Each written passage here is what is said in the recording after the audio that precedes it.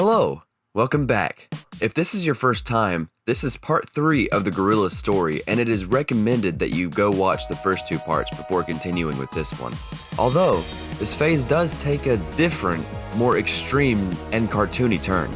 I have to remind you that at any point you like this video, give it a like. Plus subscribe and hit that notification bell to be notified when future lore breakdowns will be released. Anywho, I hope you enjoy. Now let's take a trip to Plastic Beach. So, while you all get comfy and I strap myself in and tie myself off, it would sound something like this. Noodle was nowhere to be found, presumed dead. Russell and 2D, horrified at the experience, went their separate ways, getting as far away from Murdoc as possible. There was a long period of time where none of the band members interacted with each other. Over the next 3 years, Noodle was MIA, Russell went back to Brooklyn, and 2D went to Oxford to get a law degree. Murdoc, on the other hand, he went on a bender around the world. Eventually his money started to run low, so he started selling broken weapons to underground networks. He would buy older guns, repaint them, and sell them for profit. All was good until Murdoc sold some weapons to a group of pirates named the Black Clouds. They've been pursuing Murdoc, wanting payback after he sold them duds. Murdoc had to get out of Dodge, and quick. So, he burned down Kong Studios, blaming it on some kids so he could get insurance money. Using this, he searched the world for a location off the grid, somewhere Google couldn't even find. It was here he found an unnatural disaster zone, a fantastical island built entirely of garbage, smack in the middle of nowhere.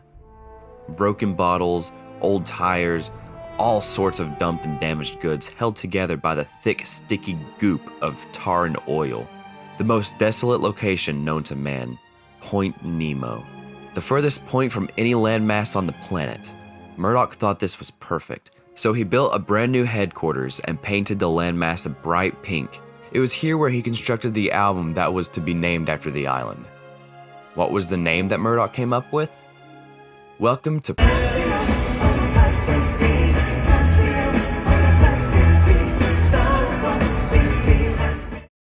On his final move to the island, assassins sent by the Black Clouds made a move on Murdoc. They took a shot at him and missed, hitting the champagne bottle, shattering it to pieces. They were onto him. So Murdoc needed a bodyguard. But with Noodle gone, he also needed a guitarist. So he decided to kill 2 birds with 1 stone. Using some DNA he grabbed from the El Manana crash site, Murdoc constructed a cyborg replica of Noodle. For drums, he had a cheap dinky drum machine that could replace Russell. But one thing that he couldn't replace was the angelic vocals of 2D. And he was unwilling to perform with Gorillaz again. So how was Murdoc going to get him to Plastic Beach? Well, 2D failed at getting his law degree, so he's currently on retreat in Beirut. And Murdoc, well, he had his work cut out for him, for a mysterious figure gasses 2D, causing him to pass out and wake up in a suitcase on Plastic Beach. Hey, just a quick side note. I personally believe that this was retconned. I think that Murdoc was the one who gassed 2D and took him to Plastic Beach. For one, every mention after this has been Murdoc basically confessing that he did. So I got 2D out here. He didn't want to come. He was scared, scaredy cat. But he didn't actually have much of a choice. I sort of, I gassed him and shipped him over. Right? Kidnapped, shoved in a box, and then sort of freighted over. So that was the vocals sorted. And then 2, it just doesn't make any sense for this mysterious figure to capture this random person and take him to Plastic Beach. So I think Murdoc did it. I don't know if it was the original story or maybe there was like a miscommunication with the animators, but I don't know. I've always just believed Murdoc to be the one to capture 2D instead of this mysterious figure, but that's what's in this video, along with this little lore booklet that Gorillaz released. So yeah, side tangent over. Back to the video. This would be the worst experience of 2D's life. He was held captive and constantly abused by Murdoc and Cyborg Noodle, forcing him to sing on the album. He was locked in the lowest level of headquarters, underwater in a sort of aquarium where he was kept watch over his biggest fear, a whale. The only time that they brought him up was to sing on the album. He missed Noodle and Russell, plus he was forced to quit painkillers, so he fell into a deep depression. Another thing that Murdoc needed was some collaborators, so he chloroformed some new and returning talent and had them shipped to Plastic Beach. When the poison wore off, Murdoc stuck them in the recording booth and forced them to sing or play. In January of 2010, Murdoc, drowning in rum, hijacked the airways of NME's radio station to host his own pirate show, live from the lighthouse on Plastic Beach. Here, Murdoc sounds isolated, unhinged, and insane. You're listening to me, Murdoc Nichols, and this is my very own radio show. Great! Murdoc's got his own show. Murdoc's got his own show. La la la la. Hi, la la. I must have some rum. Oh, yeah. There were 5 total episodes for him to tell his story, play some tunes, and debut some new Gorillaz music. And speaking of new Gorillaz music, on January 26, 2010, Gorillaz released their first new single in 5 years, Stylo. While driving through the American desert, Murdoc, 2D, and Cyborg Noodle were attacked by a bounty hunter. They looked rough, 2D being bruised up and Cyborg Noodle being shot in the head, causing her to malfunction. After an intense chase, they narrowly escape, crashing their car into the ocean where it turned into a submarine. Murdoc's personal documentary crew filmed the entire assault, and the footage was used to accompany the single. The crew also got footage of an entity named the Boogeyman, a demonic figure that is the living embodiment of all the world's evil. Murdoc bargained with it before, and now it's on a mission to claim his soul. Around this time, mysterious footage began to articulate online.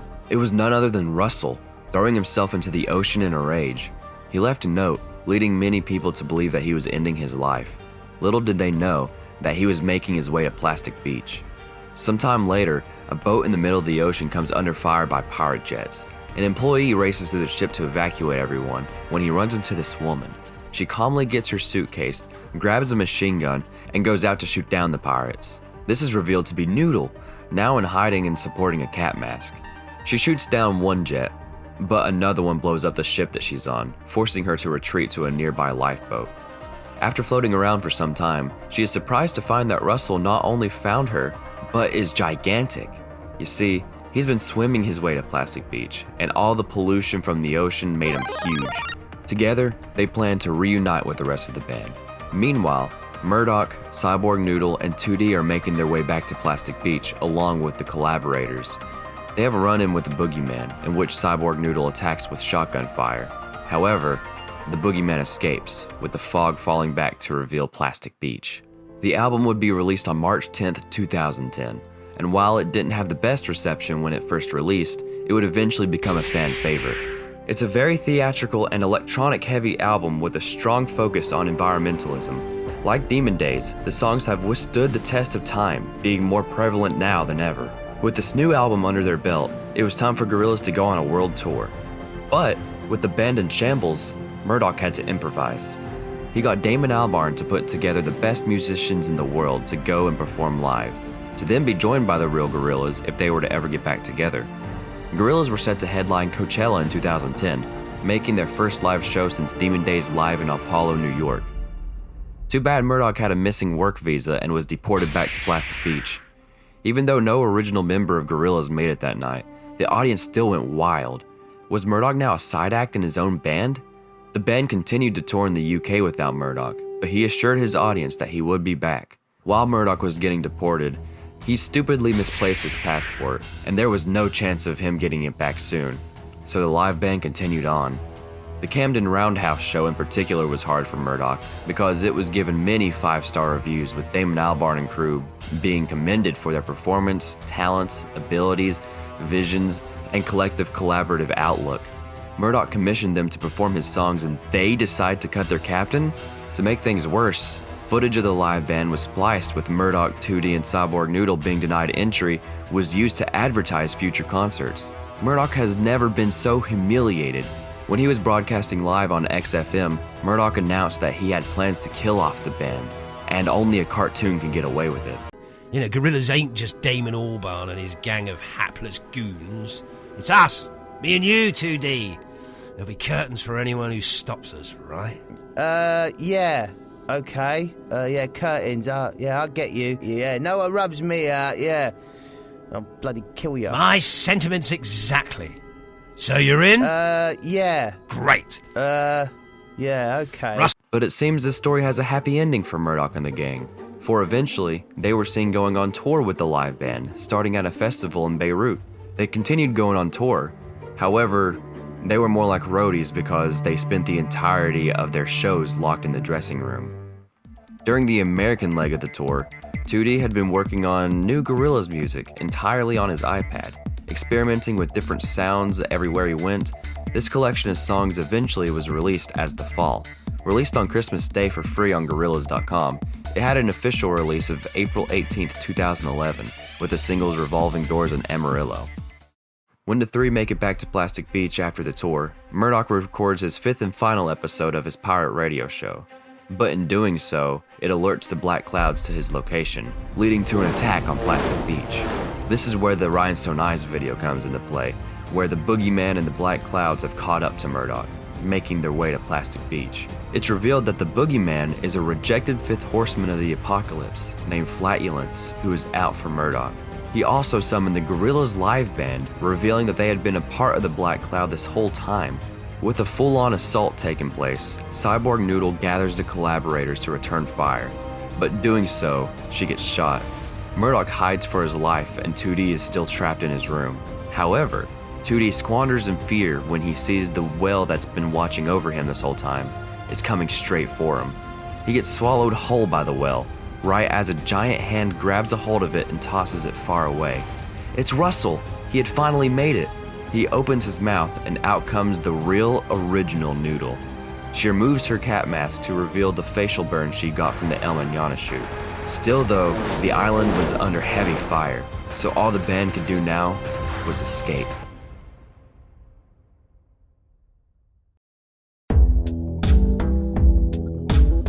When Phase 4 was starting out, they released a series of books detailing what the band had been up to from the Rhinestone Eyes video to the start of the phase. This retconned the original ending Plastic Beach had in service of a new one. Everything I said before is canon, and in the next video I will be talking about the new story. But I brought in a couple friends to tell you the ending that never happened. The island had been completely destroyed by the Black Clouds, satisfying them into leaving the band alone. The boogeyman made his way up to Murdoc's headquarters to find him standing over his war table. He took his soul, making his mission complete. However, this was not Murdoc. He hired someone that the community named Imposter Murdoc, to stand in a Murdoc mask and pretend to be him. So when the boogeyman came to collect his soul, he got the wrong one. Right after this, he was caught by the creature known as the Evangelist. They are considered to be the yang to the boogeyman's yin, and they whipped him out immediately. Cyborg Noodle, now malfunctioning from the bullet in the head, made an attempt on Murdoc's life, in which the real Noodle permanently deactivated her. Russell saved 2D from the whale, and they started making their way back home. Murdoc then claims he got into a rowboat, but was swept away by a typhoon to Hawaii. Here he hosted the We Are 10 radio show to celebrate Gorillaz' 10-year anniversary. But it was revealed that Murdoc wasn't in Hawaii, instead a ransacked house at 212 Wobble Street in London. All of Gorillaz are here, with the still giant Russell living on the roof, along with the floating island. The last thing we see is the band getting evicted from their house, and 2D being surprisingly happy about it. What's even crazier is another scrapped ending.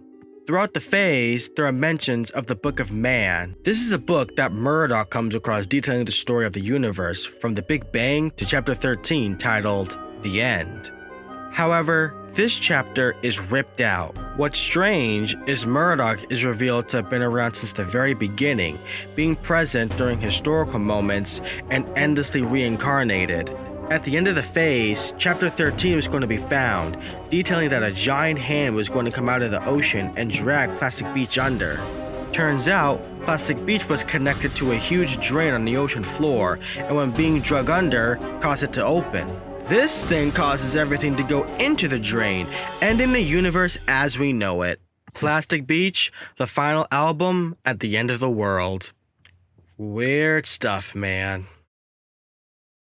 And with that, That is the lore for Plastic Beach. It's a wild story that takes a more cartoony turn compared to the more grounded and realistic approach to phases 1 and 2.